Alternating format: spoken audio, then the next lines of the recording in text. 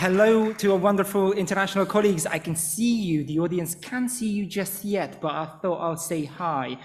They are there. I promise I'm not crazy at the moment and speaking to random faces. We are going to be joined by some fantastic speakers from around the world up here on the screen shortly. But before we get started, I think the joy of today has really been seeing people in person, hasn't it? Realizing I needed to get actual trousers for the day and not just the blazer and the shirt. And I also realized I had to make my hair look good at the back as well, not just in front. And then one of you, I'm not going to name you, it's fine, saw me after 2 years and said I put on weight. How's your day going? But it's brilliant, isn't it, just to see people in person and to have a fantastic lineup of speakers. I'm a medical doctor by background, quite a young one, so I wouldn't trust everything I'm going to say part of this panel, which is why I'm surrounding myself with great people around. Now, I also promise we've not chosen camps on purpose in men versus women. We will be joined by some fantastic women in social prescribing shortly. It just so happened that there's 3 men looking at you in the panel now, but we'll be joined shortly on screen by some fantastic colleagues from around the world as well. Brilliant. Well, today and at the moment, we're going to talk about global social prescribing. And I have the great pleasure of having with me James Sanderson, who you've met, I hope, during the earlier brilliant speech. I'm not sure we can follow that up with another segment, James, but we'll try our best. James is the CEO for National Academy of Social Prescribing, and also great pleasure to introduce to you Gareth Presch, who's the CEO and founder of the World Health Innovation Summit. So here's what's going to happen. I'm hoping you bear with us without falling asleep, because I promise this is a great session to stay awake for. You're going to hear about opportunities to get involved and learn from and teach colleagues around the world. And I'm hoping we could generate a bit of a discussion at the end as well. What we're going to start with is hearing a bit about why we're crossing borders. Why is the UK trying to learn from others, not just exchange information from our end? We don't know it all, I think it's fair to say. And I'm sure I'm looking at our international colleagues and they're agreeing and nodding that we don't know it all. So I'll let them say what we don't know. We're going to look at international opportunities using a common language that Gareth is going to talk about in a second as well. And then I'm going to take you on a trip around the world so that we prepare for landing in some of those countries where you hear a bit about the narrative and the discussions that are being undertaken there. So, without further ado, I'm going to start my conversation with James.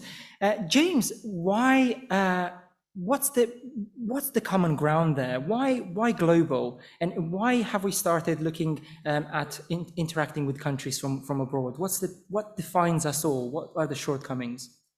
Thank you, Bogdan. And it's great to be having the opportunity to talk to everybody again this afternoon about this.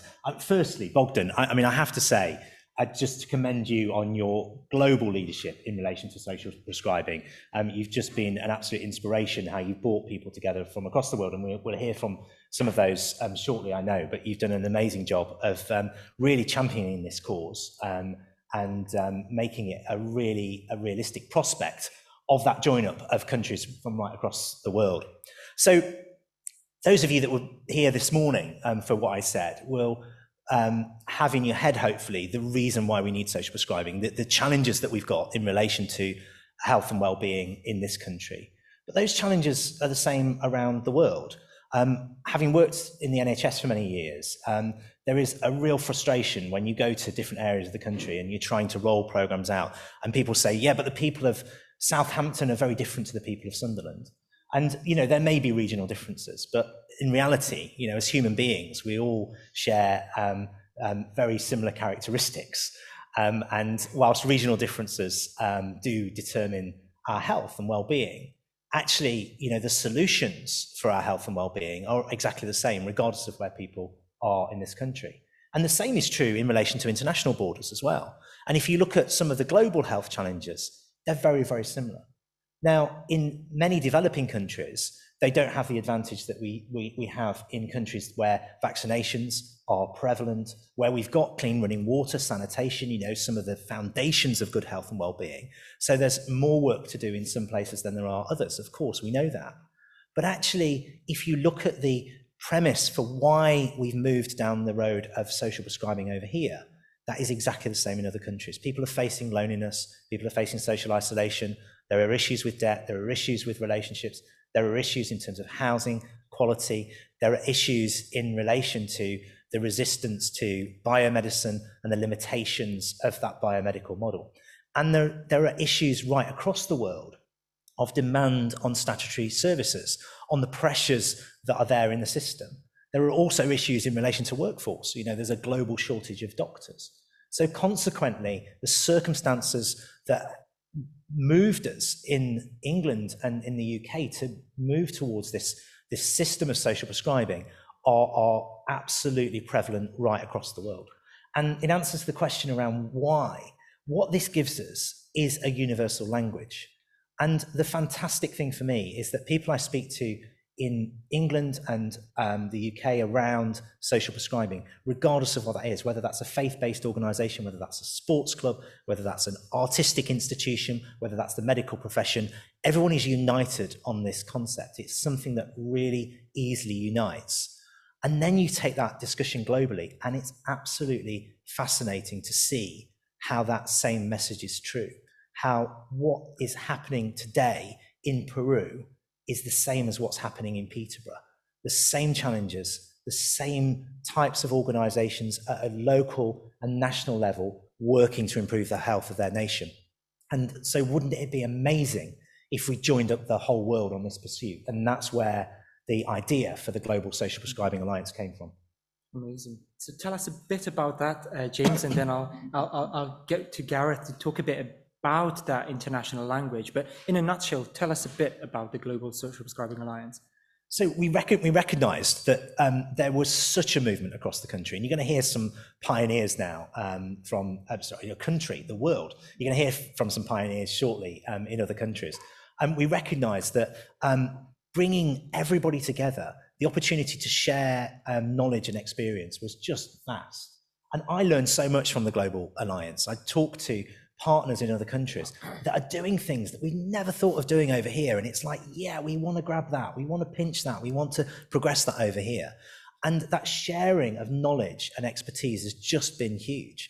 Also, getting governments around the world interested in this, demonstrating that it's a truly global movement, is something really fascinating for politicians. And that creates some strength as well of why we'd want to move down this programme. So the Global Alliance has brought together countries from across the world. We now have 25 countries that are signed up to pursuing social prescribing practice. And we came together as National Academy for Social Prescribing, along with Gareth and the World Health Innovation Summit, with the United Nations Global Solutions Indexed Institute and the World Health Organization.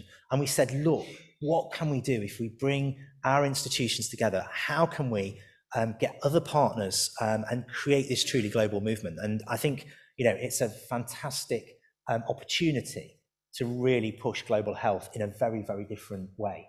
Amazing. And that's led to a true network of global partners from around the world that we'll talk about in a second as well. But Gareth, going to you to talk a bit about that narrative and that common language, because I guess our healthcare systems are different from around the world, aren't they?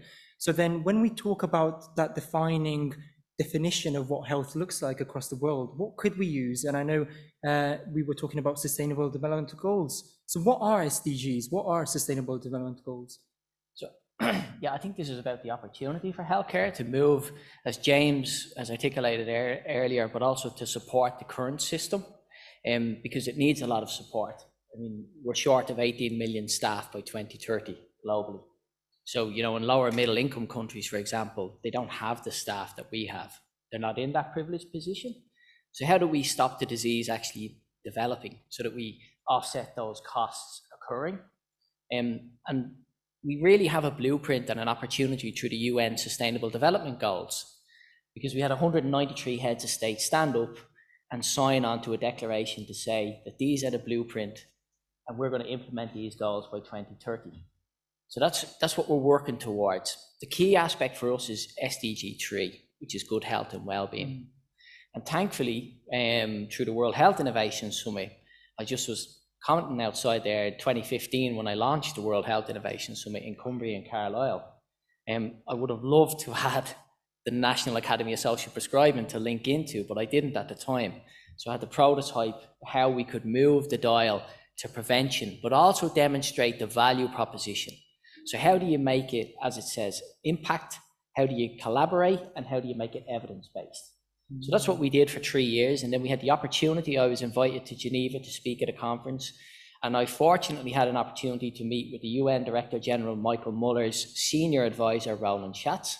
We had a 10-minute conversation and we had a follow-up Zoom, and he asked me to join the UN GSII Foundation, which was tasked with implementing the 17 SDGs in cities around the world, and to identify SDG projects that we could invest in that would actually bring value to the local mayors. So we're doing that at present, and where the opportunity is for social prescribing from an SDG 3 perspective is, as we've seen this morning, and it's been so well demonstrated, even from the woodwork, archaeology, everything, it touches every sector. We can replicate that and bring it to lower middle income countries, so they don't have to invest in, they will of course have to invest in hospitals, but they won't have to make that big investment in every single city. They can learn from our mistakes and look at prevention and also create millions of new jobs. Remember, there is a lot of investment in the city program. There's no shortage of funding. I mean, if you go to any of the conferences around UN Habitat or World Urban Forum, you'll see that the finance is there. I'm also glad that you mentioned the faith groups, because they're going to play an enormous role in this. We're partners with the faith groups. I'm a member of Pope Francis's COVID Vatican Commission, and we have an opportunity now to go across all sectors and show that there is a value in the Global Social Prescribing Alliance. And colleagues that we've had the pleasure of working with before, Sian and others and Kate around the world, are doing the same work, but they need our support. We all have to work together. We all have to show and demonstrate that evidence that we talked about, so that we can change the policies and drive the investment into this. Because you can see just from the woodwork project, for example, how many times would those individuals have gone to their GP in a week? What would have been the cost of that? So there's huge opportunities in this space. Absolutely. Amazing, Gareth. Thank you very much for that. And I think moving the conversation a bit away from the policy angle and looking at on the ground delivery of the services, and we'll talk more about the opportunities, I think, for countries across the world. I really want you to get a bit of a taste of the global social prescribing network of partners that have been growing across the world. So what I'm now going to do is I'm going to invite on screen some of our wonderful partners from across the world. And I'm hoping you get to see them. And yes, we can see you. Give us a wave, all of you. Hello, and the audience is waving at you, although I'm not sure you can see them. You probably can see just us, so I do bear that in mind as well. Okay, well, now we're gonna do one of those things where it goes, cabin crew, prepare for takeoff, and we're gonna land in Australia. And I think I landed this morning already in Australia, because at 4 a.m, Sean will know I did already a talk for some of the Australian partners. Now, Sean, a warm welcome to you. And I have 2 questions for you, and a third one potentially. My questions to you are, what does social prescribing mean to you? And what does social prescribing bring to Australians? And the third question is to really tell us a bit about what time is it there now? Because we're really curious. Well, I'll start with the last question because that's the easiest one. And hello, everyone. Really nice to be here. So it's 12:30 in the evening here. So it's we've just turned over midnight. And look, that's the nature of our social prescribing global community. We were having a smile as we were talking, is that we're so committed to the movement and the cause and to the collaboration that we're very happy to pitch up at any time of day or night, just like yourself, Bogdan, sort of pitching up first thing this morning at 4:30 a.m, I think it was, in Australia for you. So good day, everyone. So I'm an Anglo-Australian standing here 10,500 miles away from you all, and really delighted to be presenting on the subject and the global reach of social prescribing. And before I start, I'm based at the University of Melbourne, but obviously dialing in tonight from home. I'd like to acknowledge the traditional owners of the land from which I'm presenting my evening, and that's the Boonwurrung people and their elders past, present and emerging. So my background is a UK trained pharmacist. I'm also a public health researcher. And to answer your first question, Bogdan, what social prescribing means to me is a very tangible way of realising the vision of the World Health Organization definition from 1948, believe it or not, that health should be a state of emotional and physical well-being, not just the absence of illness. So I think for me, studying public health and understanding that underpinning Health for All, set out in 2000, it's just terrific to see community and primary health really bringing to life the Alma Ata and the Astana declarations. And I think moreover, just as you've been talking about with Gareth, we're very well aware of how all this connects up so that each of us can contribute and deliver towards the Sustainable Development Goals. So there's something tangible that we can all do. And on the subject of health systems, so I think that's what's really interesting for us working as a group together. Delia and I had a chat the other day about the US and Australian healthcare systems, and also we've got a common denominator in the UK health system. So there are many similarities between the health system here in Australia and the one in the UK, but there are also a number of differences. And I think to your point, James, in terms of what's the transferability of social prescribing, this is what starts to make this really interesting globally. So the Australian health system is operated by both Commonwealth as well as state and territory jurisdictions. And in addition, we have a public and private health system here, so it's a little bit different to the UK. But similar to the UK, a general practitioner is the usual first point of contact, and then we have an onward referral system to other levels of care. And just to give you all a bit of a background about where the journey started for us, and the genesis was the UK, but it was the Consumer Health Forum here, together with the Royal Australian College of General Practitioners and Macquarie University, who highlighted the opportunity for social prescribing at a roundtable in 2019. And it was this and other collaborations, such as with Nala Health, IPC Health, Neighbourhood Houses, that have stimulated the activity here today, and a very strong collaboration across health, academia, social care and not-for-profit sectors. So, whilst there's no centrally coordinated social prescribing body here in Australia, there is a very strong national coalition. And for example, a community of practice set up through the Australian Disease Management Association in early 2020 is now well over 1,000 people nationally. And for all of us, as we've gone through the challenges of COVID, both globally and locally, this community has formed a highly collaborative central hub, and it's kept the connectors connected and very motivated in terms of sort of that, I guess, togetherness as we've all worked through the pandemic together and supported each other. There's a strong interest here to move to a national model, and a growing impetus has been fueled by the recommendations for social prescribing, to James's point about sort of government and policy. So we've had recent Royal Commissions into mental health and aged care, as well as Commonwealth and state policy recommendations through the Primary Care Task Force 10-year plan and the recently released National Preventive Health Strategy. So many of you may know that Australia is also going through sort of long-term health reform, maybe a year or two sort of later than the UK, but nevertheless the same type of approach and the same type of reach in terms of breadth and scope. So what I would like to say on this public stage is what we have seen and felt through the social prescribing movement globally is a vibrant and generous sense of community. Without embarrassing the people on the stage, I'd like to acknowledge the wonderful and unfailing support we receive from James, Bogdan, Michael, and those at Bev, Marie and Gareth, and the support and collaboration we have with our international partners, and that's Canada, Singapore, USA, the Netherlands, Ireland, Finland, Portugal, Sweden, Japan, and a number more.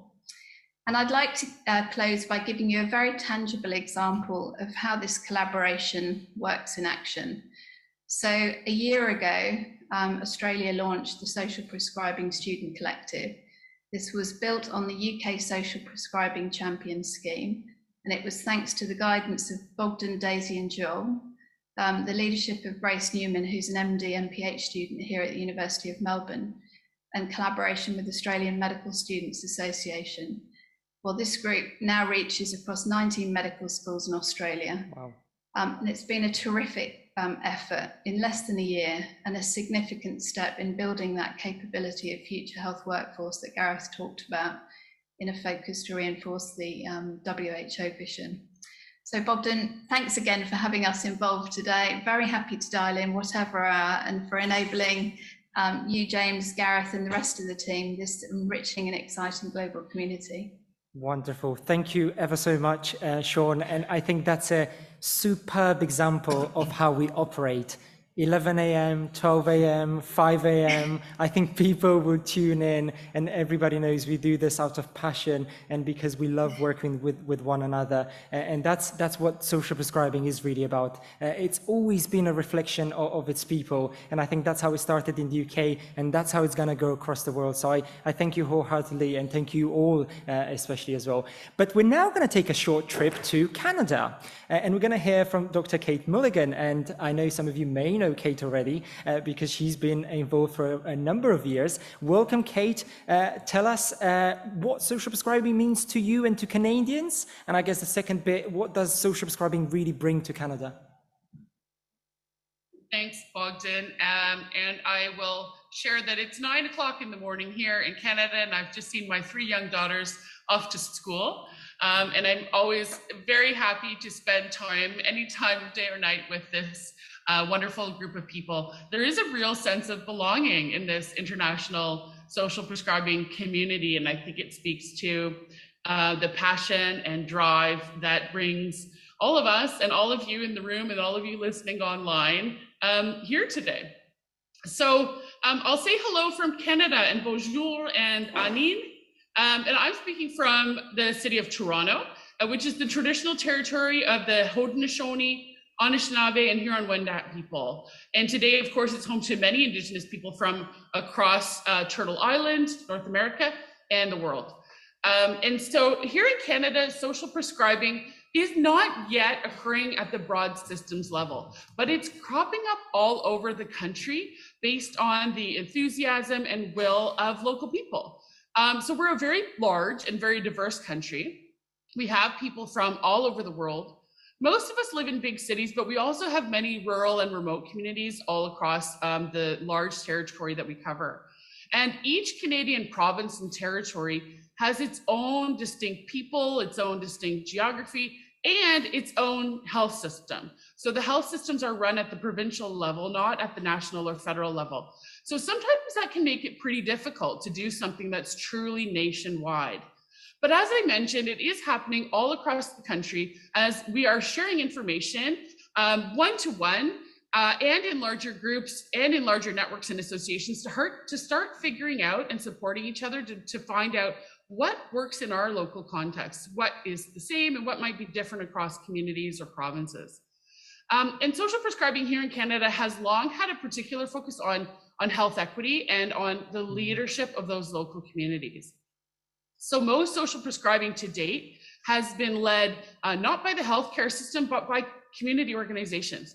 So pan-Canadian community organizations such as the Canadian Red Cross and the United Way Centraide Canada, or by primary care teams of interprofessional workers that might be called family health teams or community health centers that have been leading the way. And in fact, I'm very proud to say, we're the first winners of the International Social Prescribing Network's award for the best international social prescribing scheme back in 2019. And sneak peek, there is another winner of the best international social prescribing scheme on our call today as well. We do have some hospital-led social prescribing that has started to emerge here in Canada as well, but it's tended to focus more on the material determinants of health, so meeting people's needs with respect to food or housing or income and those kinds of things.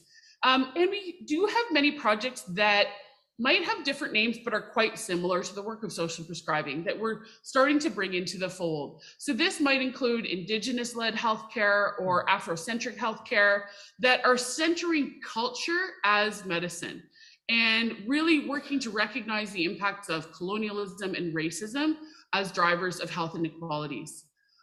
For me, the most meaningful part of social prescribing is seeing individual people and communities rediscovering their sense of purpose and their sense of meaning and their sense of belonging and connection to one another.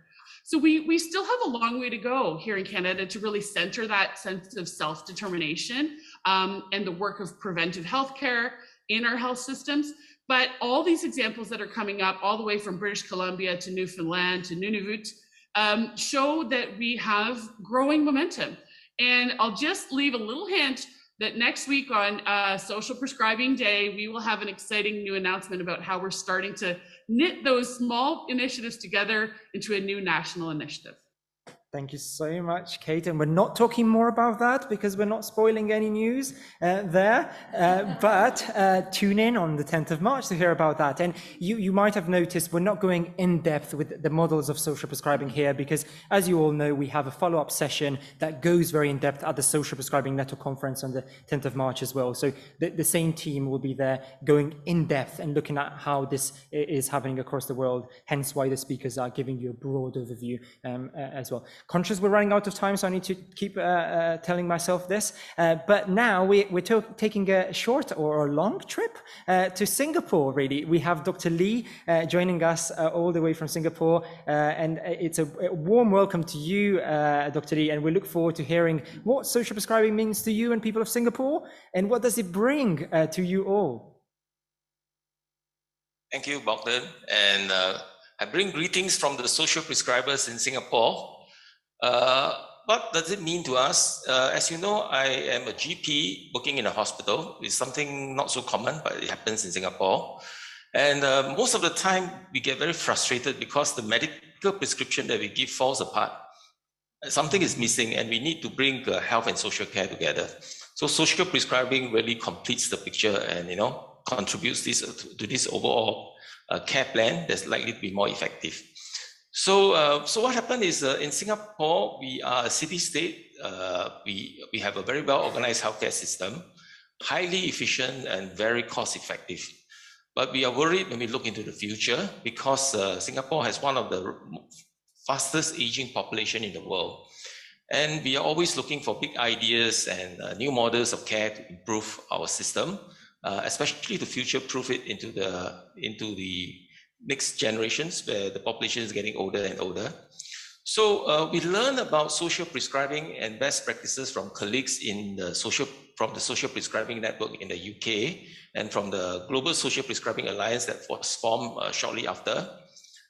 So we thought this is probably something we should really go into. So we formed a project team, and we decided to come to UK in 2019, which I think we met many of the pioneers in this area. We visited a lot of the social prescribing pilots, and we also attended the second International Social Prescribing Network Conference. And we heard from the early adopters of social prescribing from many countries, and we are really inspired. So what we found was everyone was so nice and collegiate and so willing to share their experiences. So I think we really see the potential of social prescribing as a model of care that can really improve the healthcare system. In particular, I think it is a very sensible and well thought through framework that can shift the focus of care from the hospital-centric model back to the community where it should belong. And it allows us to expand the focus beyond healthcare and adopt a more expansive definition of health that includes the social determinants. So when we went back and to get the most bang for the buck, so to speak, we decided to adapt and implement social prescribing in a setting that is most likely to have the greatest impact on our healthcare system and to help a segment of our population that have the greatest needs for social prescribing. So after consideration, we realized that for Singapore, this setting lies in our secondary care system. So we have a system of what is called community hospitals that provide care that is focused on rehabilitation and care continuity of our patients when they return to the community. So this we feel is a very ripe area for social prescribing. This segment of our population likely to benefit the most because they need a longer runway to recover, which is why they cannot go home straight away and need to spend time with us in the community hospital. And they usually have less optimal social determinants of health. and they tend to be patients with complex health and social care needs. So then our strategy was really to build social prescribing into the medical prescribing plan. So while they are recovering in our hospital, so following the principles of implementation science, we have to define the components. So we said, okay, we should screen the social determinants of health, develop a social prescribing plan as part of the overall clinical plan, and engage the patients in social activities while they are staying in our hospital. And then on leaving our hospitals, we link them to the community assets near their home, where they can continue to be engaged in these activities. So off we go. We went to recruit link workers. We developed a competency-based training program. We organized staff engagement sessions to promote social prescribing through our organization. Now, our staff in the community hospitals are sort of self-selected. Otherwise, they would not be working in community hospitals. So they are community-oriented and they are very patient-centered. So, they get it very fast. They understand the value of social prescribing. The main challenge we had was how to integrate social prescribing into the work processes of the very busy clinical workflow. So through lots of ups and downs, we are reasonably successful. So now from one hospital, we have spread to 3 community hospitals in our group. And it's spreading beyond the community hospitals. Very happy to say that now we have begun social prescribing in our primary care clinics in our regional health system as well. And working with international contacts such as the WHO Western Pacific Regional Office, the Global Social Prescribing Alliance, the National Academy of Social Prescribing, and the Social Prescribing Network, we are supporting the spread of social prescribing to other countries around Singapore. So this is indeed a global movement to improve health and well-being.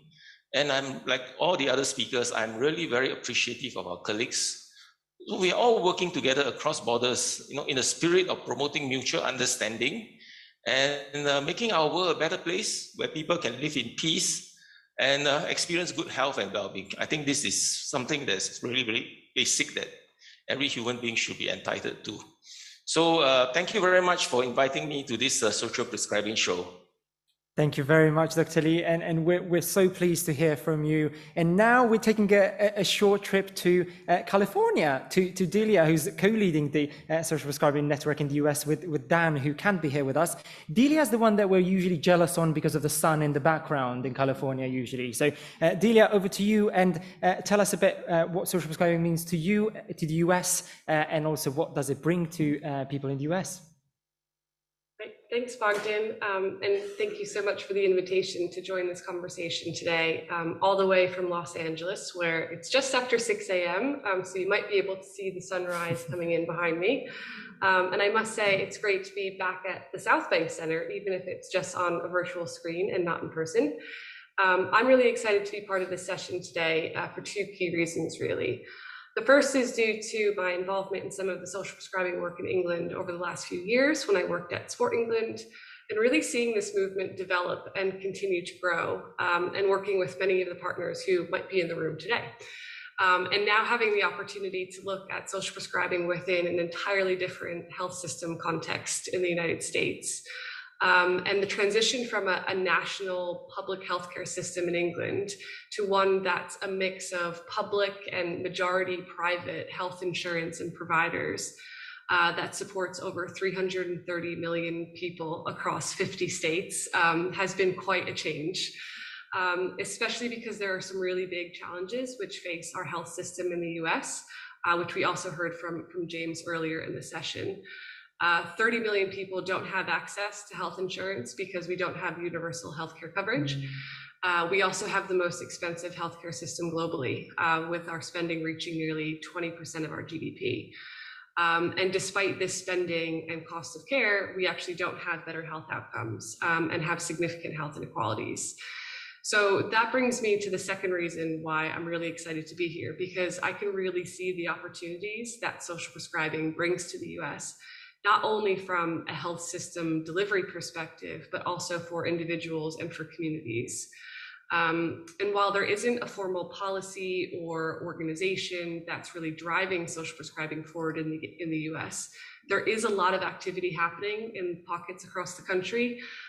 They might have different names, but they're They have the same principles of person-centered, integrated care in partnership with the community. There are community health workers who act as a link between health and social care services to help facilitate access. There are really strong advocates and supporters across frontline clinicians and community partners who not only want to treat disease, but also improve the social and the economic conditions that make people sick in the first place. And a lot of the work in the US has really stemmed from the very clear evidence of the social determinants of health, and really the need to look across different sectors and into the community. And following the introduction of the Affordable Care Act, there's been some really great innovative thinking about how we can do this. The Center for Medicaid and Medicare Innovation is really driving the momentum towards better integration of our health and social care systems. And they've supported some demonstrator projects across the US, looking at social risk screening, referrals into community resources, and community navigation pathways, which I think provides a really great foundation for us to build on. But there's still a lot of work to be done. So it's really great to have the opportunity to learn from and really collaborate with partners from around the world who share this ambition in creating a global movement. So thank you. Thank you very much, Delia. And I think you can all clearly see that regardless of what this group ends up being, who gets involved, it doesn't matter. It's people getting in touch with each other, collaborating, making connections, making meaningful relationships happen across the globe, so that you can match community groups from one area in a country across the border, and to realize that it's all about people who can champion this from a grassroots, and then with support from governments across the world, we can make change happen, so that we completely change that definition that all of you rightly spoke about in terms of what we think about when we say health and healthcare in general. So a round of applause for our international partners for joining us today.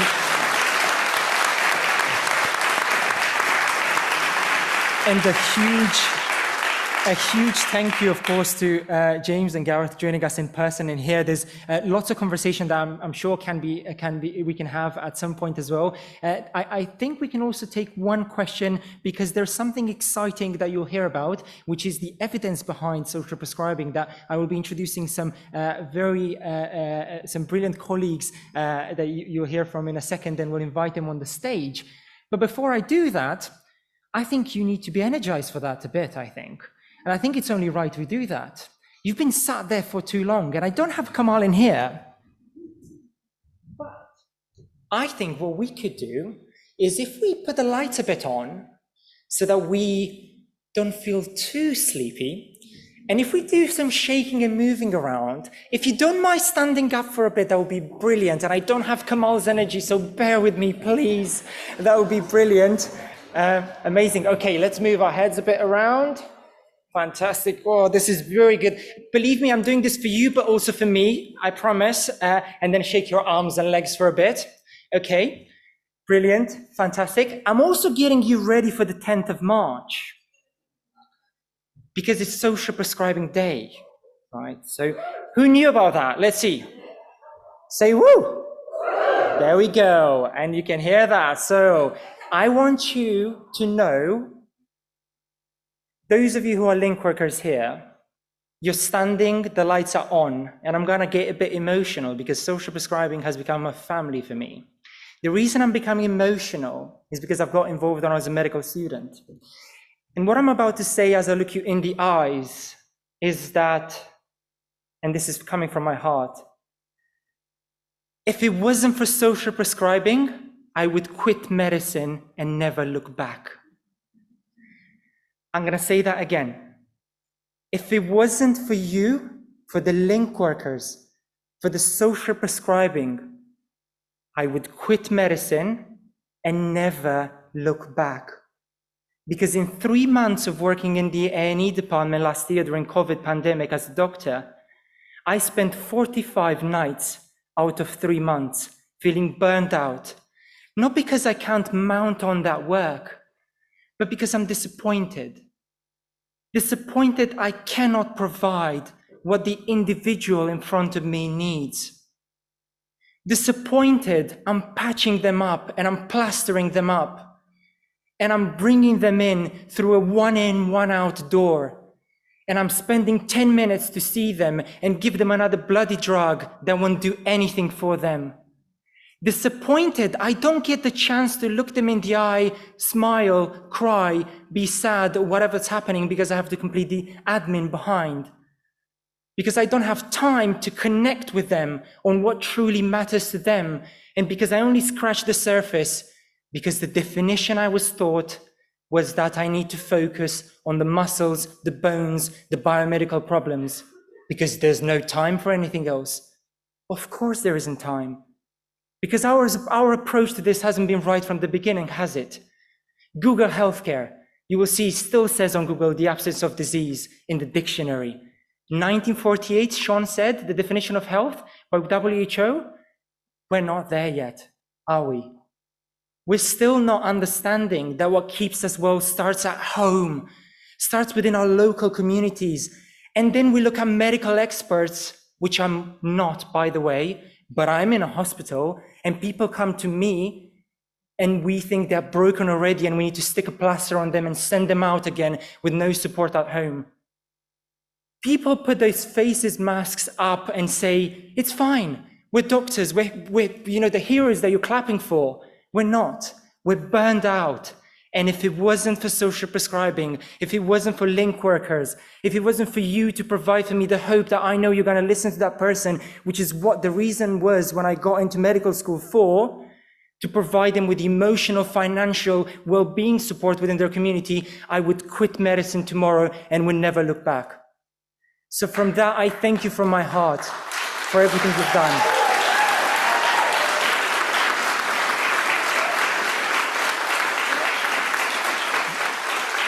And that's a true thank you for the family that social prescribing has become for me over the years, that all of you have become for me.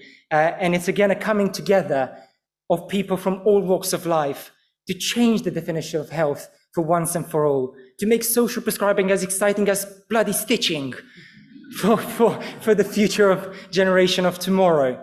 Let's do that together. And with that in mind, I will introduce some fantastic colleagues who are going to talk to you about the evidence, and we're going to clear the stage because they have an announcement to make. And we'll see you on Social Prescribing Day, aren't we? Fantastic. Can we get a happy Social Prescribing Day for the 10th? 3, 2, 1. Happy Social Prescribing Day. Fantastic. That was a good rehearsal. I'm sure Kamal will do more later, but that's fine. Okay, brilliant. Thank you so much, all of you. And I would like to invite on the stage now Dr. Marie Polley from the Social Prescribing Network, Dr. Anne Hunt, and Dr. Helen Chatterjee, who've all been, of course, fantastic mentors of myself, but many of the people in the room who will share some exciting evidence announcements for you. And I did say we didn't set ourselves in camps, but we kind of did, didn't we? It kind of is men versus women, but I will leave the floor to them. Thank you so much for being here, all of you.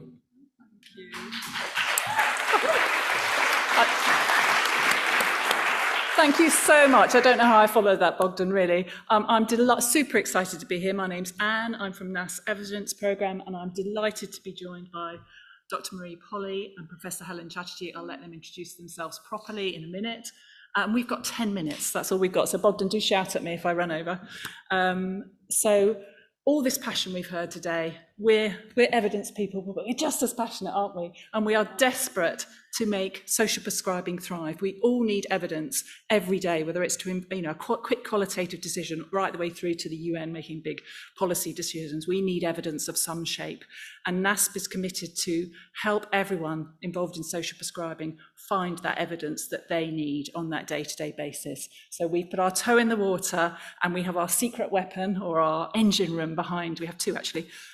Behind what we do. And one is we've established an academic partnership, and they work collaboratively to help us create and articulate a collective independent, authoritative view of what the evidence is telling us. So it's not us just giving our view, somebody else giving their own independent view. It's a collective view, and that is incredibly powerful. And the other thing that we've built around that is an international evidence collaborative that, again, we hope will inform our work and also help serve the evidence needs of our international colleagues and the Global Social Prescribing Alliance. So I'm going to hand over to Marie and Helen. They're going to tell you a little bit more about what we've been doing together and how it's felt for them. And then we will come back and say a little bit more about what's happening next. Thanks very much, Anne. And just saying hello to Delia and Sian and Kheng, Hock and Kate. It's lovely to see them again from afar. So thanks very much, Anne. I just have to respond to that, Bogdan. So people thought I was like slightly bonkers when I set the network up in 2015.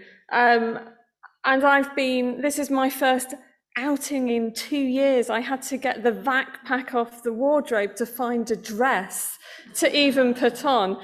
And sometimes when you're on your own for 2 years trying to push this forwards, it is quite hard. So when I hear Bogdan speak like that, I feel like bursting into tears because I feel so grateful to hear how much it's impacted on people, and it's a collaborative effort.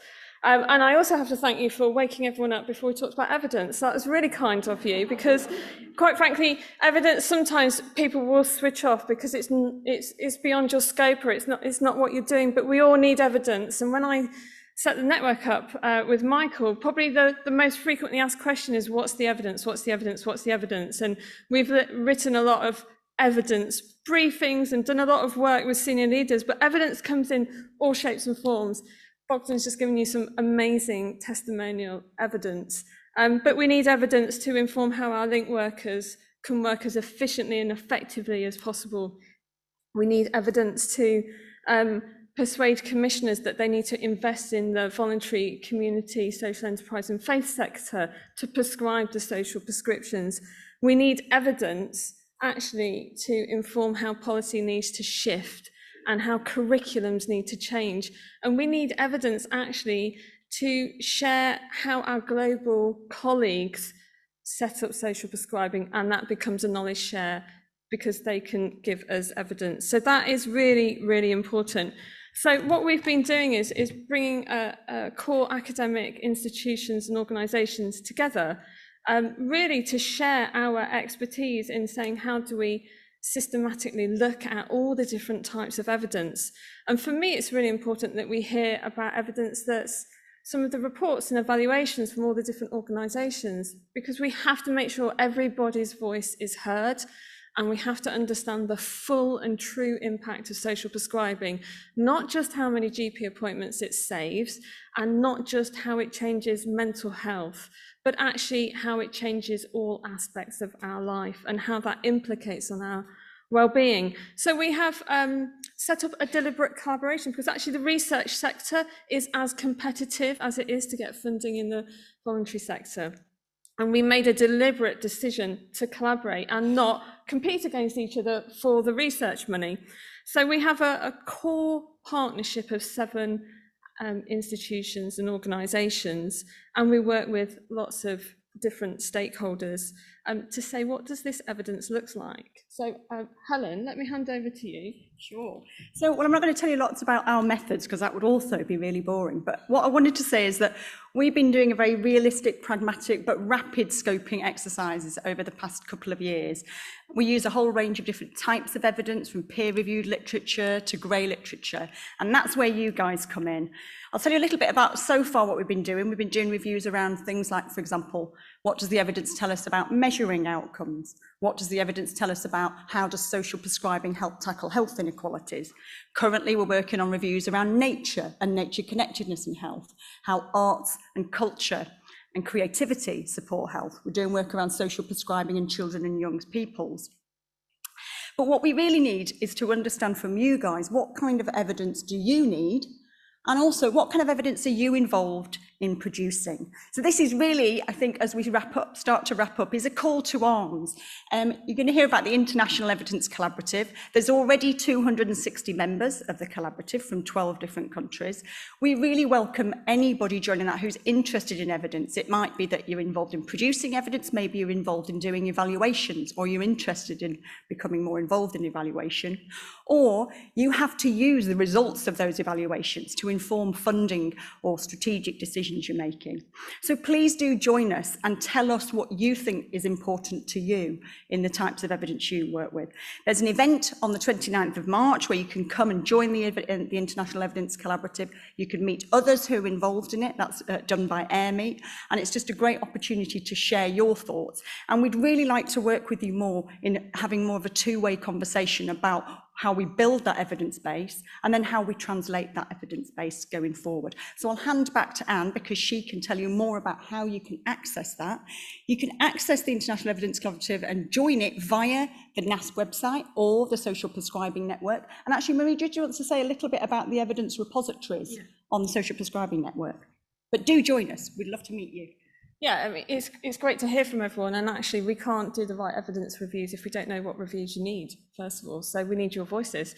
So on the Social Prescribing Network website today, Start Social Prescribing Week, we've launched a database. It's a free, the world's first free open access database of grey literature. So that's all the evaluations and reports that are being put out about social prescribing that aren't systematically archived anywhere else. And they have a wealth of information in there, and they capture some really niche areas, and actually they really have all those different voices which must not be lost. So if you've got a report that you've been working on with your organisation, you can actually now submit it through the website and we'll put it on, and every few weeks we'll update. So there will be, you know, gradually hundreds, and this is just always there for you to download and use. So help us put that database together. Come to the event we've got for the International Evidence Collaborative, and can I hand over to you to wrap up? Yep, hopefully on time, Bogdan. Yeah, it's just to put another shout out for Social Prescribing Day on the 10th, because we'll be releasing the first tranche of our evidence summaries, so the first 6, plus, so that's the academics review and collective view of what the evidence is telling us in the 6 priority topics that were picked. And then also we've got some briefings for people that might be a bit more rushed and have to just grab the headlines quickly. So that's happening on the 10th. Keep an eye out on the website. And on the website, you can also join, as Marie and Helen have said. So look to the NASP website. You can join up to the Evidence Collaborative, and you can also find the evidence summaries from next week on the 10th. And we want your feedback on them. So it's toe in the water. We'll get better at translating. That's the other thing, is translating the information into products that meet your needs. So thank you very much for your time.